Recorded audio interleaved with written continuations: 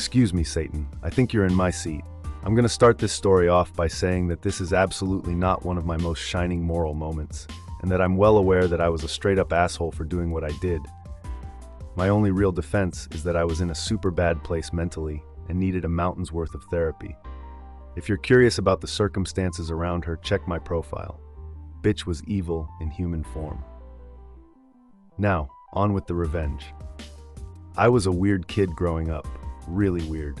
It was mostly because I was being abused at home and forcibly isolated. My social skills were so underdeveloped that I had difficulty reading human faces, aside from my grandmother, grandfather, and father. Being the weird kid meant I was a juicy target for bullies. It never stopped, but there was one bully that I hated more than any of the others. We'll call her Holly. This girl never passed up an opportunity to make my life hell, and since she lived across the street from me, there was nowhere I could avoid her. Holly treated me like garbage. Here are a few examples. She put dog crap in our mailbox on a regular basis. She let my dog out of my yard, and I was never able to get her back.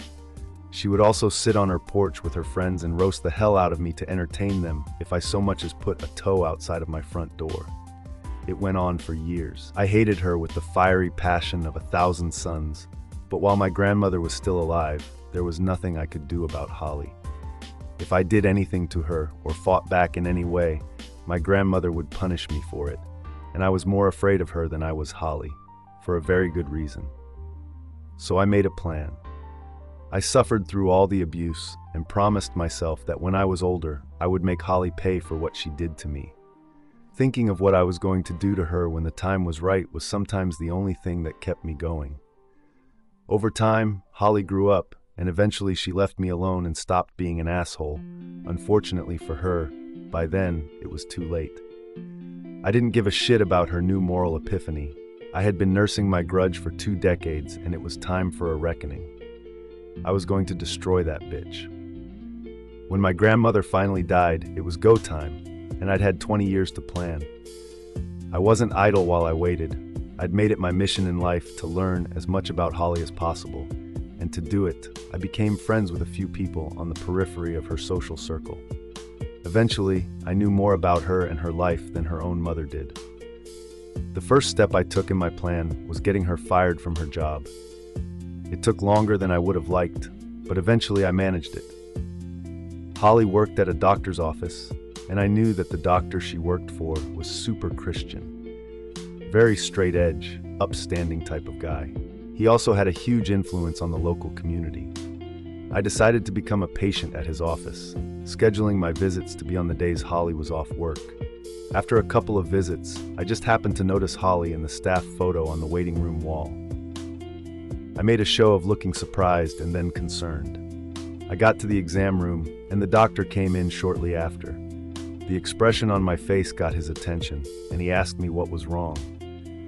I told him that even though I didn't want to, as a Christian, I couldn't keep my knowledge a secret and still sleep at night because I just couldn't let him endanger his soul and reputation by doing nothing. I had his full attention then, and I asked him as one fellow Christian to another not to tell anyone where he got the information I was about to give him, after he promised he would dreadfast.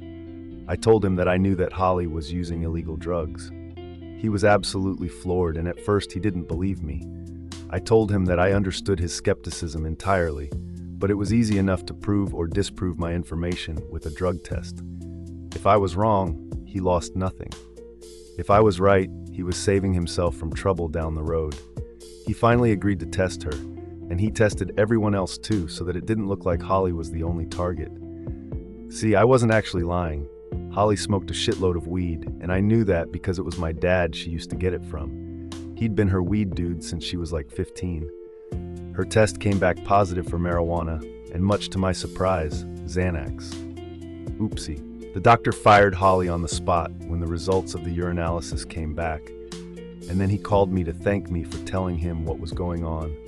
And before he hung up, he told me that I truly walked with the Lord. Y'all will never know how hard I had to fight not to laugh at the depths of his wrongness. I thought I was going to pop a blood vessel. Phase 1 complete. I know what you're thinking. It's just a job, and it's not like she can't go get another one, right? Losing a job isn't the end of the world. You'd be wrong. Remember how I said that her boss had a very high reputation in our area? That man called every single hospital and doctor's office in the state personally to make sure that none of them would hire Holly and risk liability and loss of community trust for associating with her. Holly's field of study was all pertaining to the medical profession, so her education was rendered worthless because nobody would hire her. I wasn't done yet. Nope, not even close. She lost her job, and because she had no income, her car got repossessed. She still had her family though, 2 kids and a fiancé. Who needs families? I'm right. With the help of a good friend of mine, we catfished the fuck out of her fiancé. My friend is hot AF, and she let me use pictures of her to prove that she was really real. She even got on Skype with him once. When he finally made the arrangements for a face-to-face encounter and booked a hotel room, I texted the screenshots of everything to Holly from a burner number. To say the excrement impacted the oscillating unit would be a vast understatement. They broke up, the wild thing was an ordeal, and Holly was devastated. She had 2 kids, no job, and now no fiancé who could help her keep the family afloat. A normal person would have stopped then. Unfortunately, I am not normal, and I was going full scorched earth. I seethed for 20 years. No way in hell was I going easy on her.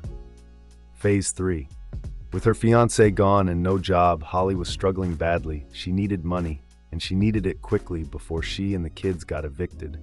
Meth is a giant problem in my area. It's high risk, but it's also fast money, and so I started subtly mentioning Holly's situation among my more legally questionable family. Eventually, one of my family's friends who happened to be a meth cook got in contact with Holly and offered her a shitload of cash to let him cook dope at her house. It was supposed to be a one-time thing. 2 days, and then done forever. Holly was desperate, so she said yes. Everything went smoothly at first, but dead in the middle of the cook, someone called in an anonymous tip about an active cook in progress to the local narcotics unit. They rolled up on Holly's house at about 3 a.m. and caught everybody inside, including Holly, red-handed making meth. Watching her cry when they handcuffed her and put her in that police cruiser was one of the most gloriously satisfying moments of my life. She was in deep legal doo-doo. And to make a bad situation even worse, most houses where labs are discovered aren't deemed habitable afterwards because the toxic fumes from the chemicals used to make the drug get everywhere, and it's super hard and time-consuming to clean. It's up to the property owner to either hire a hazmat team to clean it or condemn it and tear it down. A lab cleanup costs thousands of dollars. It would have cost more money to clean it than the entire property was worth. So it got torn down, with everything Holly owned still inside. See, you can't take things out of a meth lab because they're going to be covered in toxic residue. It can make you very sick, especially young children. Everything in the residence is usually counted as a loss. Now, some people sneak in and grab stuff anyway, but whatever, it's their funeral. But since Holly was still sitting in jail, there was no way for her to get anything, and none of her close family were interested in risking getting caught sneaking into the house and being accused of stealing or tampering with a crime scene. Holly ended up in jail for a while, and while she was gone, the court gave their father, ex-fiancé, sole custody of their children, and Holly was only given supervised visitation. 2 hours every Saturday, if I recall correctly. Revenge is a dish best served cold, and mine was freezing. I was behind every single bad thing that happened in Holly's life, in one way or another for an entire 5-year period. She decided she liked bullying me and making my life hell, and she figures there would never be any consequences. Instead, I took her reputation, her job, her fiancé, got her arrested and convicted of a felony, and her children taken from her. And the best part is that she has no clue I did it to this very day. She'd forgotten about me. What she did to me impacted my life forever. But to her, it wasn't even important enough to her to bother remembering. I was nothing to her, so she never connected me to her problems. Last I heard, she was in rehab for alcoholism and had her parental rights terminated permanently. After she lost her kids, she just sort of gave up and crawled into a bottle, and never came out again. I was tempted to tell her, But I decided that the helplessness and confusion about why everything suddenly went to hell in a handbasket was the better plan. Because that means that every now and again, I contact her and pretend to give a shit about her troubles to get a fresh revenge boner about her newest tale of woe. She thinks I'm the nicest person she's ever met. X posted from R Pro Revenge. Someone said this post would fit in here. Edit: a lot of people are under the impression that the things Holly did to me were minor and didn't merit my reaction because the ones I spoke about were small. I guess I was trying to make myself a little less pathetic in front of people. She did way more to me than the specifics I mentioned. It's just embarrassing to admit to being weak enough that she could do it to me at all.